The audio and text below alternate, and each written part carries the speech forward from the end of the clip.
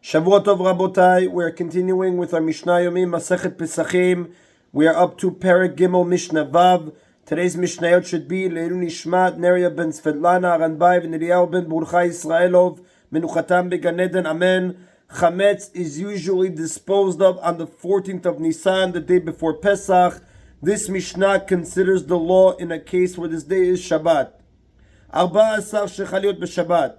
When the 14th of Nisan, Erev Pesach, falls on Shabbat, Mevarim et hakol melefnei Shabbat, we dispose of all chametz before Shabbat, meaning we destroy on Friday all chametz that we do not expect to eat on Shabbat.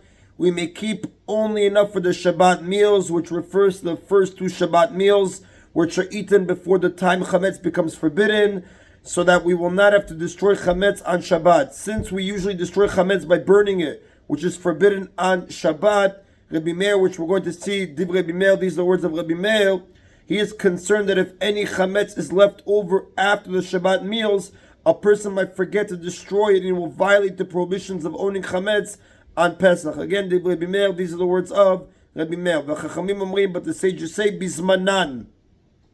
We dispose of all chametz at its usual time, Erev Pesach, even though it's Shabbat.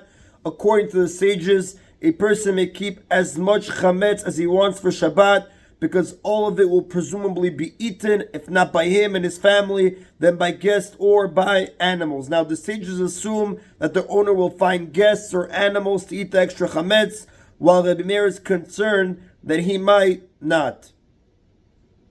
If one does have chametz left over, one must of course dispose of it in a manner that is permissible on Shabbat.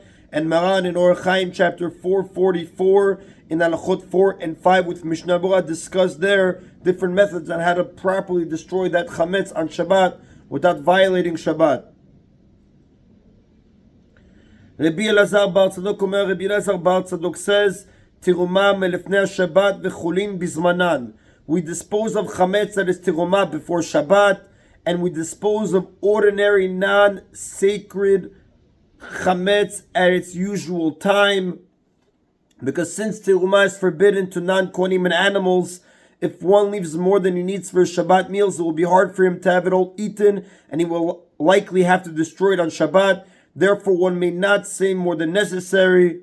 Now, in the case of ordinary chametz, however, any amount may be left for Shabbat, because like the sage just said, it will be eaten by guests or animals. Only Rabbi Elazar Bar Tzadok differentiates between teruma and non-teruma. The rulings of Rabbi Meir and the sages apply to teruma and non-teruma alike, and the Rav does tell us the halacha ki Rabbi Elazar beRabbi Tzadok. The halacha follows the opinion of Rabbi Elazar bar Rabbi Tzadok, and that is the end of Mishnah Vav. Mishnah Zayin now discusses there are two methods of eliminating chametz before Pesach: bidika, searching for chametz and destroying it, and bitul, verbal nullification, canceling it verbally. Now, midoraita, biblically, either method is enough, but the rabbis require us to do both. Our Mishnah discusses the law of one who went on a journey before performing either method. It begins with examples of a person who was traveling in order to perform a mitzvah. Ha'olech lishchot et pischo. If one is traveling on the 14th of Nisan to slaughter his Pesach offering, velamul et beno, or to circumcise his son, v'le'echol seudat erusin bebet chamiv, or to eat a erusin meal at the house of his father-in-law, or to do any other mitzvah, v'niskar sheyesh lo chametz betoch beto, and while on the road he remembers that he has chametz in his house, the law is like this: Im yachol lachzor ulva'er v'lachzor lemitzvato. If he is able, he has enough time to return home, destroy the chametz, and then go back to perform his mitzvah. Yachzor v'va'er. He should indeed return home and destroy his chametz. Since destroying the chametz will not prevent him from performing the mitzvah, he should do both. V'im lav mevatlo belibo. But if he's not able, meaning if he returns home and destroys the chametz, he will not have enough time to do the mitzvah. He may nullify the chametz in his mind and does not have to go back to destroy it, meaning he may rely on nullification alone, so that he will not lose the mitzvah. Now, it is possible to nullify one's chametz only up to the beginning of the 6th hour, as the Gemara says on page 6b in Masechet Pesachim. Our Mishnah must therefore be speaking of a person who remembered before this deadline that he had chametz in his possession. If he remembered later, when he can no longer nullify it, the laws are different from those that the Mishnah says. You have to see Mishnah Berurah, again, chapter 444, Sif Katan 29 and 30. The Mishnah now deals with one who is traveling to save lives.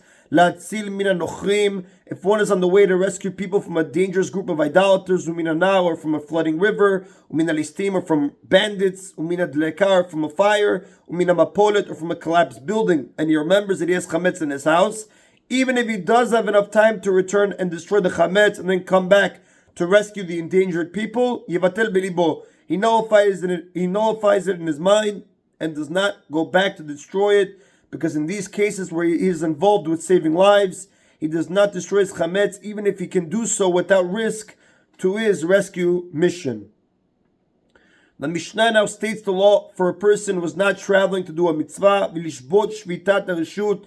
However, if he is on the way to establish a residence for an optional purpose, meaning he is traveling before Yom Tov to establish a residence so that he can go beyond his tchum on Yom Tov to do something that is not a mitzvah, and then he remembers that he has chametz in his house, yachzor miyad, he should return at once to dispose of it. Since his journey is not related to a mitzvah, he is forbidden to rely on nullification alone, but he must return home immediately to destroy the chametz. However, if he's traveling to establish a residence, a tchum, so that he will be able to do a mitzvah on Yom Tov, then his law is the same as one who's going directly to a mitzvah, such as slaughtering his Pesach offering. The Mishnah was referring to establishing a residence for an optional purpose. And again, just to give the background, we know a person is forbidden on Shabbat and Yom Tov to go more than 2,000 amot from his place of residence. This limit is called the Tchum Shabbat, the Shabbat boundary, or Tchum.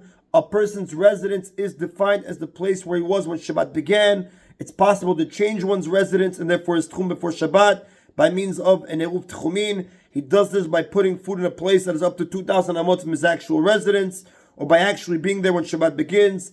That place is now considered his residence for the day, meaning that the 2,000 amal limit is measured from that spot, enabling him to walk from his real home to that spot, and then 2,000 amot beyond it. That is it, Rabotai, today's Mishna Yomi. Everybody should have a Shavua Tov. Baruch Adonai Leolam. Amen v'amen.